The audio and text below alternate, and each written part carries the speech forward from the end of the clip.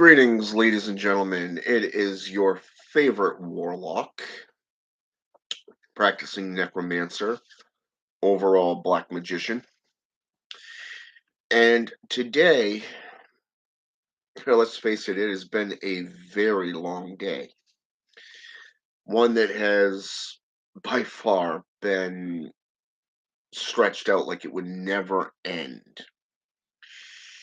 If you work in the medical field, you either in the kitchen or out on the floor, dealing with residents, you basically understand what I'm saying. So, or even in the fast food restaurant industry, same thing. You understand what I'm trying to say there. So, let's talk about image. Okay, let's talk about ego and popularity. Over the years, I've come up against a few amateurs that think they're top dog. They're the quote and unquote big shot of society. It doesn't matter if you're in the workplace or the occult community, okay? Say necromantic or witchcraft, voodoo, it doesn't matter. You're going to come up against individuals who are very prideful,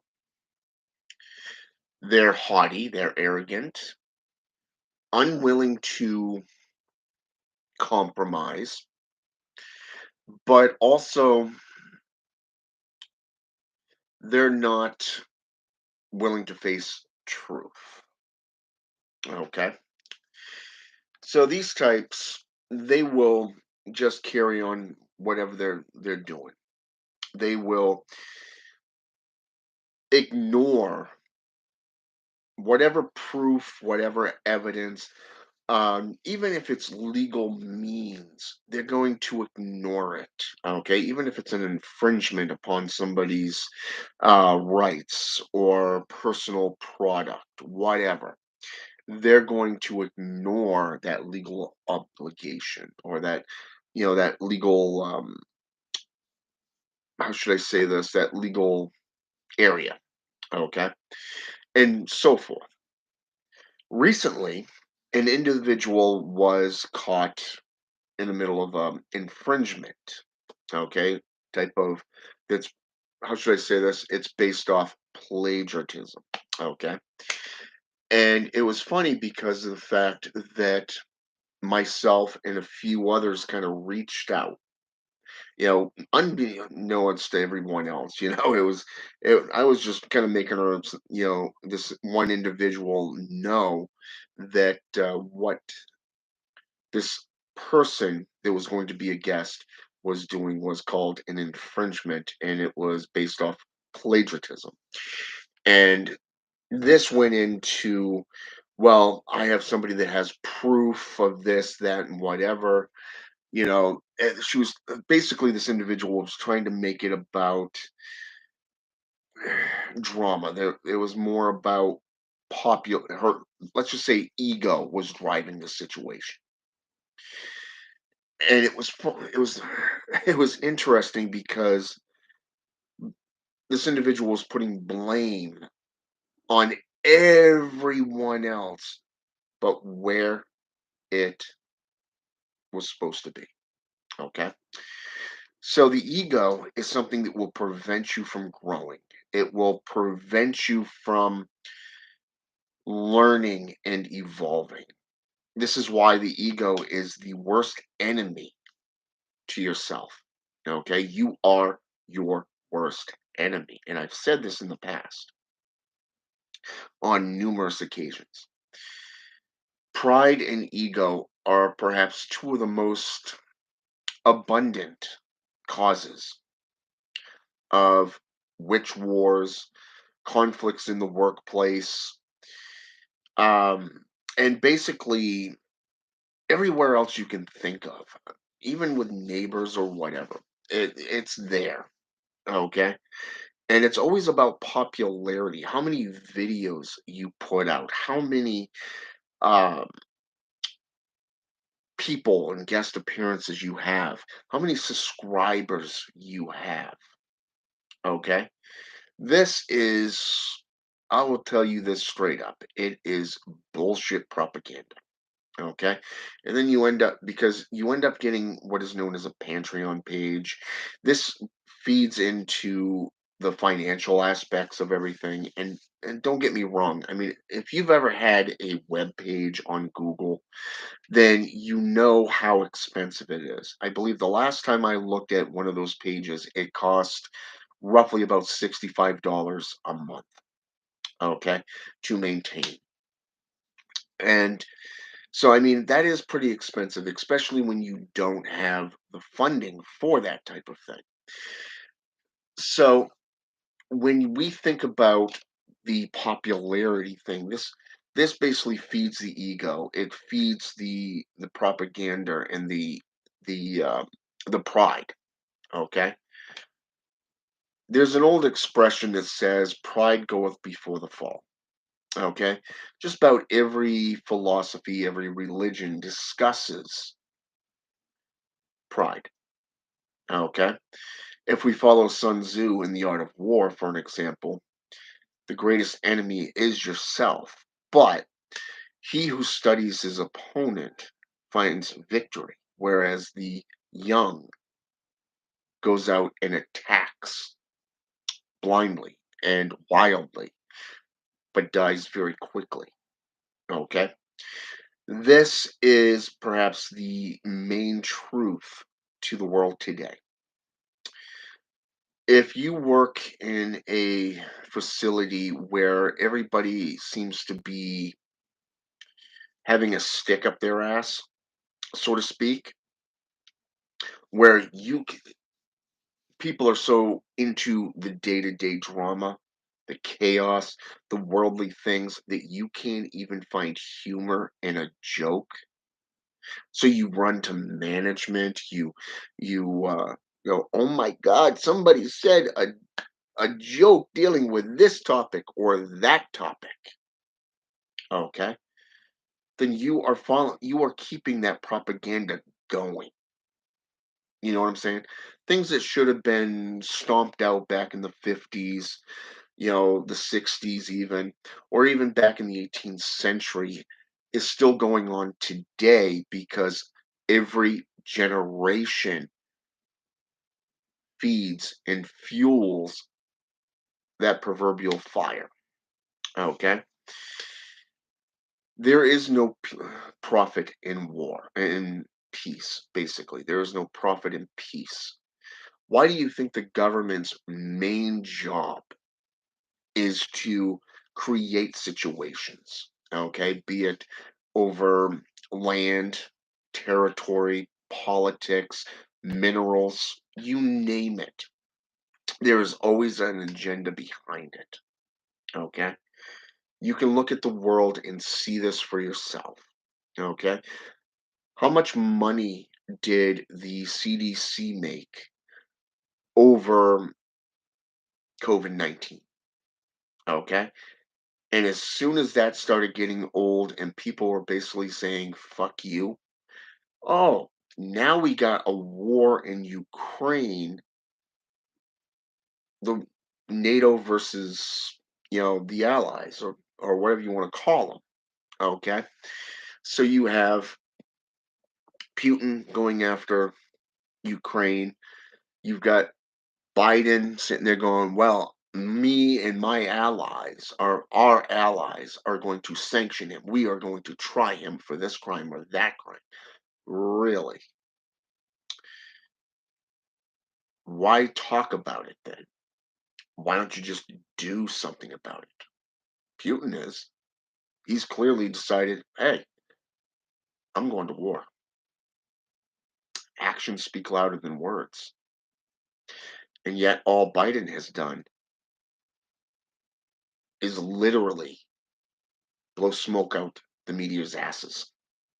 This feeds the scare tactics used by the media, used by the Judo Christian institutions.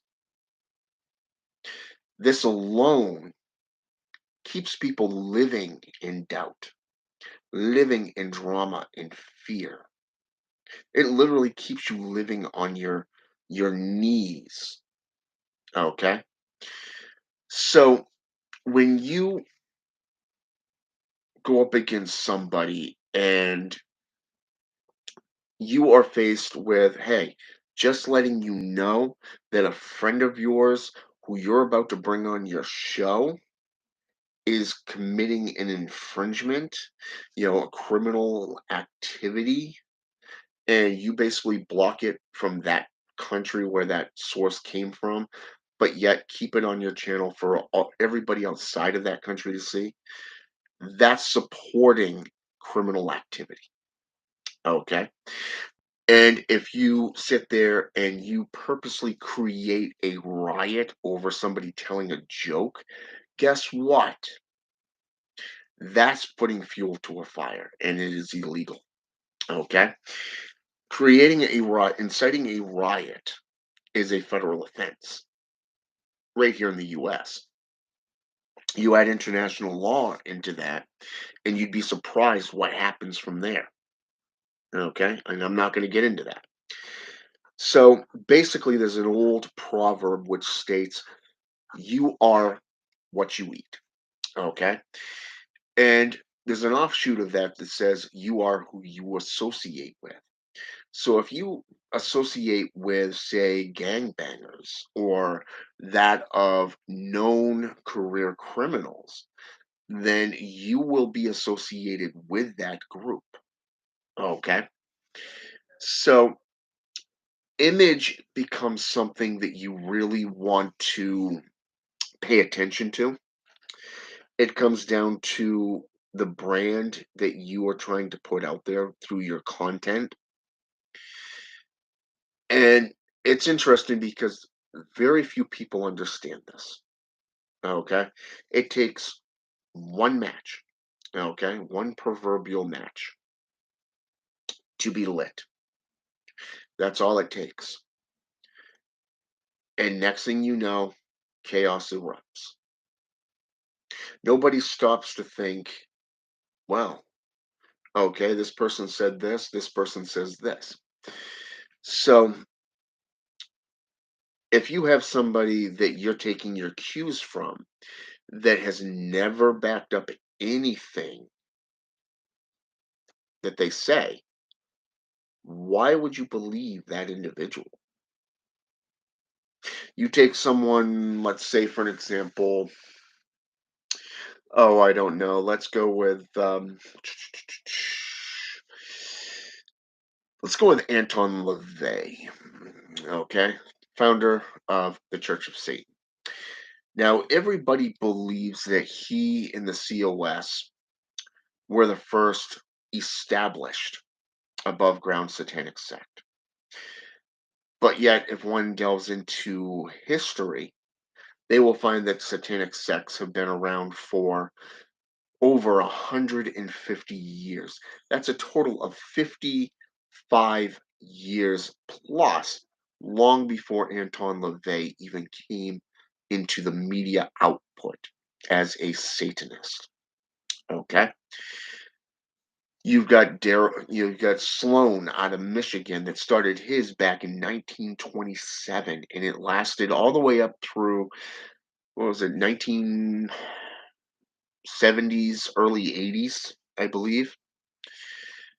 So how can Anton LaVey have created the first above ground organization? You see, if you don't back up your claims with actual facts, then you are associating with stupidity. Okay. And speaking of stupidity, that is their number one cardinal sin, by the way. Their number one cardinal sin is stupidity. Wow. Imagine that. Imagine that.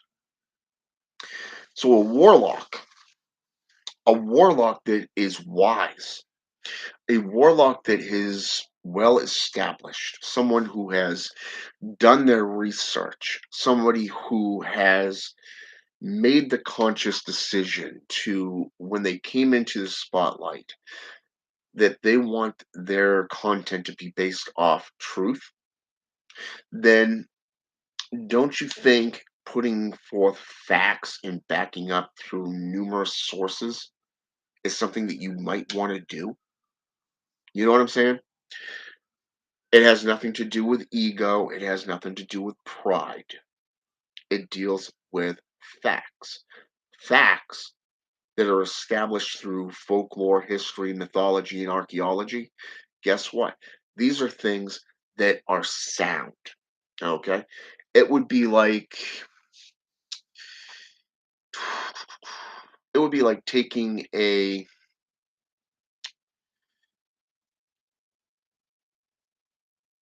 let's take a seal. Okay? Let's take a seal. Okay, let's go with the seal of Saturn. Okay.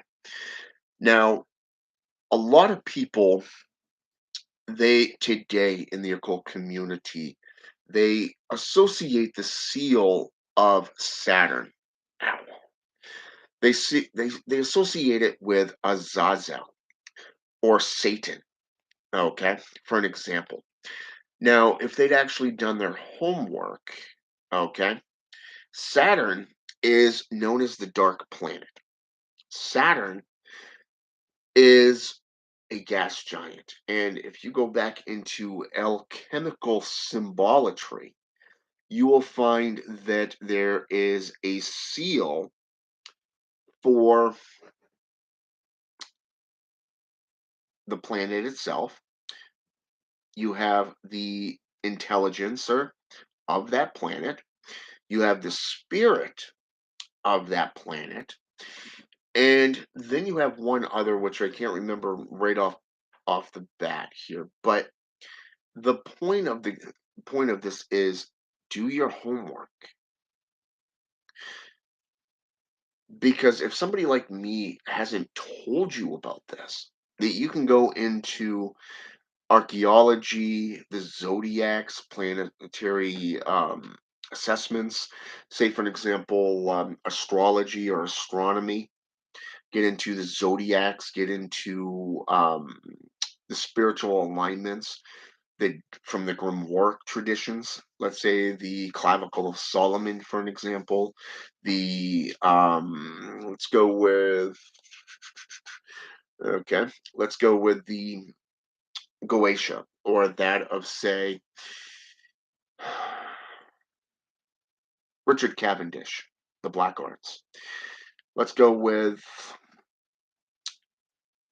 Peterson's work based off upon the clavicle of Solomon. How about Henry Agrippa? Okay, the three books of occult philosophy. Okay, when you get into things like this, then you begin to understanding. Okay, you have numerology that's involved. You have symbols that are involved. You have seals and geometry that is involved. Okay, but more so, you have the times of the day. Like say in let's go with Francis Barrett's The Magus Volume 1. Okay, I liked Volume 1, but I liked Part 2 as well. Now, you can get Part 2 on PDF, but if you want, but the point is that he deals with various aspects. When you get into Agrippa's work, you're dealing with metals, the seven rare metals, the seven planets, the seven archangels. You know, this stuff is from based off the Hermeneutics and the Kabbalah. Okay, ba- organizations. You know, the practices. If you don't back up what you're seeing with numerous sources, then you might as well be, well, taking a drink and spitting it out like venom, because that's all it is. So this one individual, you know, claimed the source that the individual guy was from this so and so. Really? It's kind of funny since this individual has never backed up what they claim. If you buy something online, or say, for an example, you're using PayPal or Cash App, let's go with, even Google Pay, whatever, it's attached to your bank account. Okay. So, number one, you would have records that you can present to the individual that you've paid for services. Okay. Now, I don't know about you, but every time I've paid for something through PayPal, I've gotten an email, I've gotten a messenger from PayPal, and it shows up on my bank statement. Okay. So it comes down to image. Okay. And it comes down to, are you willing to let go of that pride to hear the truth, to understand that truth? Okay. Are you willing to put your pride away and explore that truth? Okay. I've had people come to me and say, "Hey, you had one thing wrong." And I'd say, "Really? And what part is that?" And we'd explore it. Okay. We would literally explore it. And sometimes it would be like, wow, I didn't realize this, you know?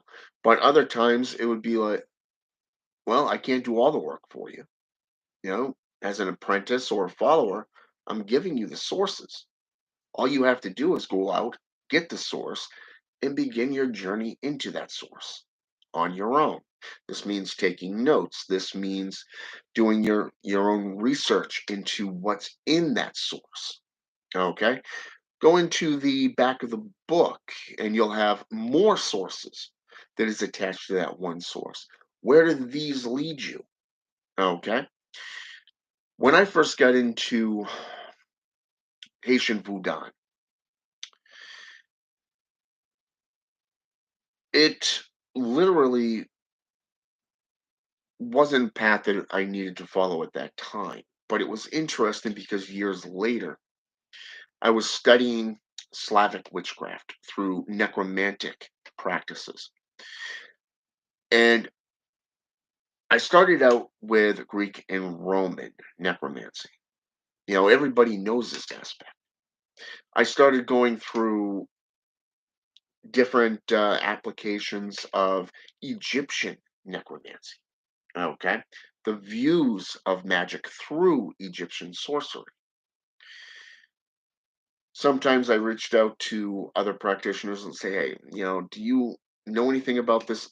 Any sources that I can delve into dealing upon this? And every so often somebody would say, hey, have you checked the Shem priesthood, for an example? I asked Frank White about this from the Serpent of the Grails because he was doing a live video one day. And he said, why don't you check out the Shem priesthood? And he went into a little bit of a story there. I'm not going to get into, but he basically, the moral of the story is I delved into the Shem priesthood and learned quite a bit because this led me into secret societies such as the Hashishin in Pakistan. This, in return, led me right up into Slavic witchcraft and then right down into Asian community, mythologies and history, and then right down into, you got it, African Caribbean traditions, right back into Haitian Voodoo, Pero Mayambi, Santeria, okay, and even Pedro Monte, okay. And currently, since last fall, I've been really delving into the necromantic aspects of Brujeria.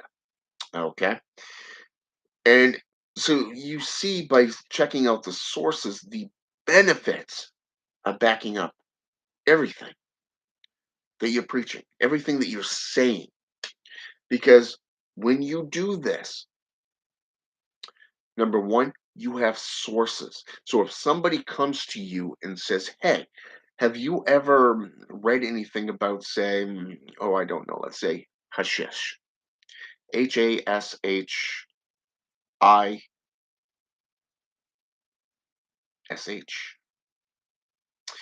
It's a drug, basically. It was used by numerous factions, different religions, different indigenous peoples, from Native Americans, Native Indians, to third world countries and their tribal aspects. But the main key to that alone was that it was also associated with the Picatrix grimoire, which was kind of interesting. And more so, it was also associated with a group that I had previously studied, such as the Hashishin. It was used for spiritual prophesying, conjuration, basically communion with spirits, such as Nikia, shamanism, even. But there was a lot of other aspects that I had not known about this one drug, not just that it was associated with the Hashishin. So I delved into it. I delved into the research. Now I have all kinds of sources that I can give to somebody else that wants to learn about it. Okay, such as how to make it, where do you find it, who can practice it, what was its uses for, and it's amazing. So I mean, it doesn't matter if you're buying things or you're researching things. You could even be practicing the very things that you're discussing. Okay, either way you look at it, you need to back up what you're saying. Okay, and if your body can't handle the checks that you're cashing, guess what? It's not meant for you. Plain and simple. It is not meant for you. So again, think about it. Image, ego, pride. Okay? Why are these things important to be mindful of? If you're so prideful and haughty that you can't even begin to allow yourself to explore a possible truth, then what's the point of doing it? If you are so ego driven that you are more interested in popularity and being a part of things, keeping to your little inner circles, then you're not an occultist. You're not a practitioner at that point. It is more about this. It is more about popularity, numbers, how many subscribers you get. That's not being an occultist. That's not being a teacher of the occult. Anybody could sit there and blow smoke out their ass for 2, 3, even 4 hours, conversations. You know what I'm saying? But you gotta back up what you're saying. It's okay to have personal experiences that you can discuss and back it up with these sources, especially if it's a topic that you're discussing, either in a live video or in an uploaded video that you're planning to upload. Either way, it's there. So here it is. You are who you associate with. Okay? You are who you associate with. If you want your image to be clean, don't associate with the bad elements. Okay? If you're okay with a tarnished image, by all means associate with them.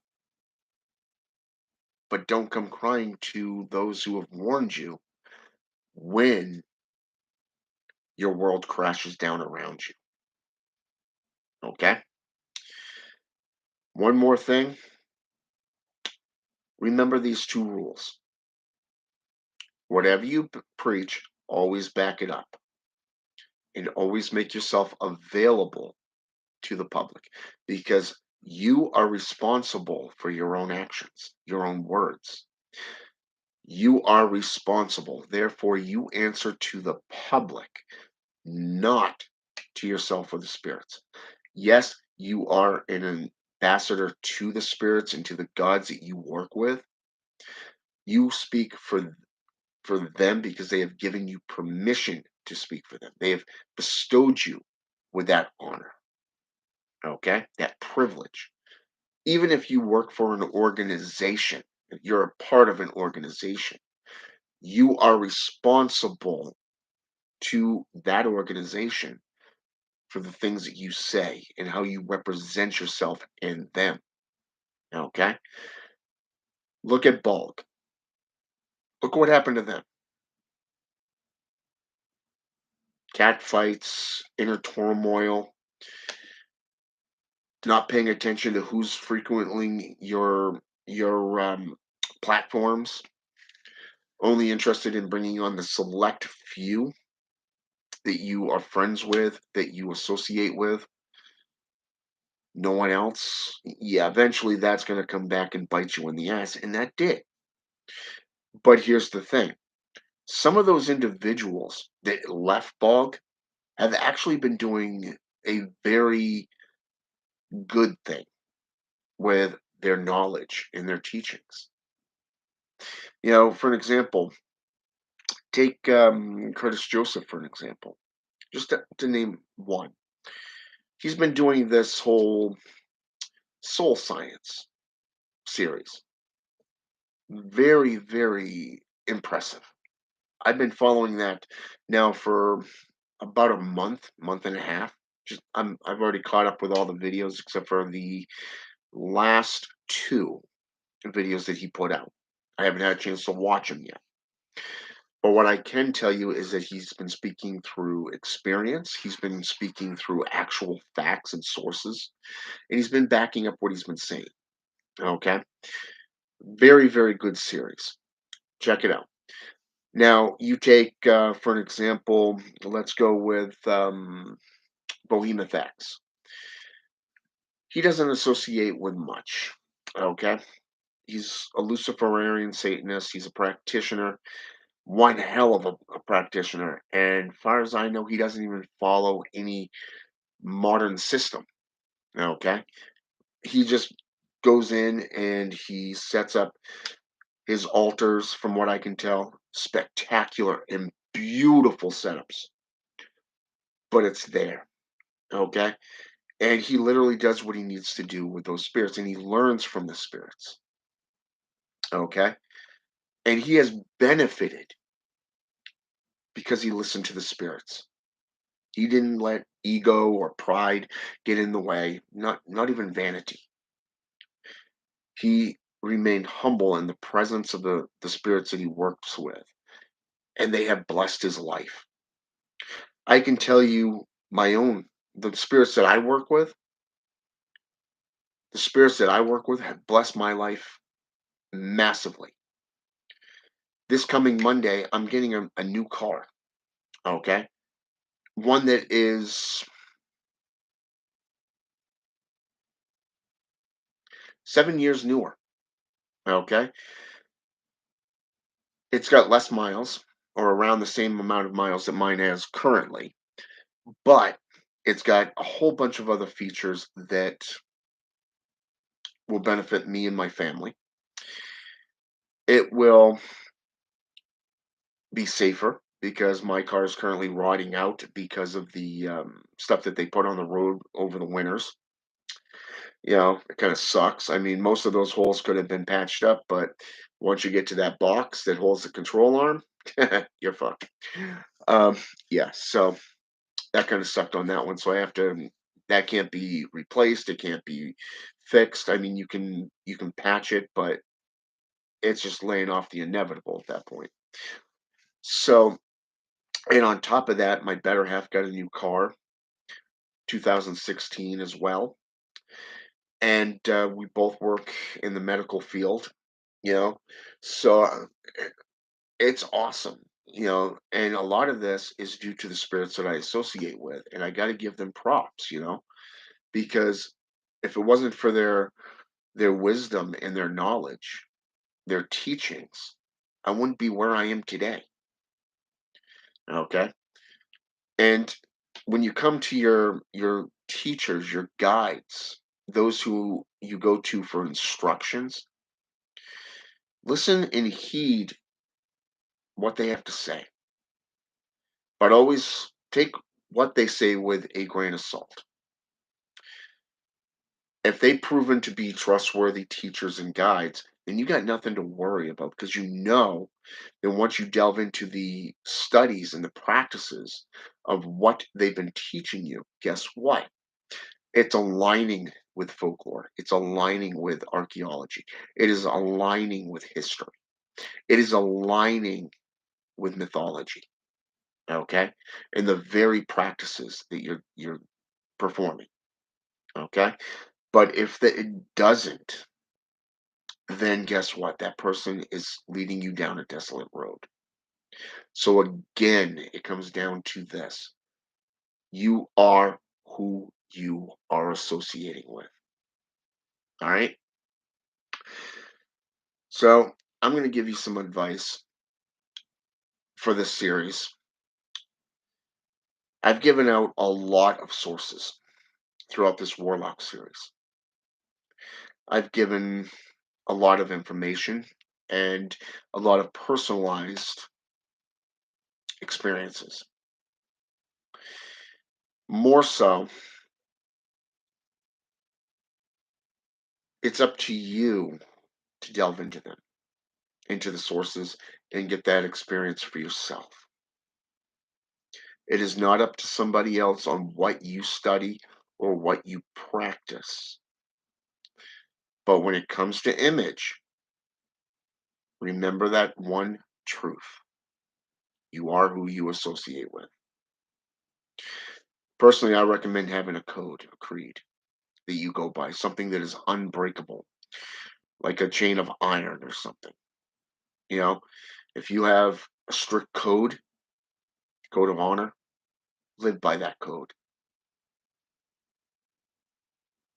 If the spirits give you a code to live by all means. If your elders give you a code to live by, then hold on for dear life.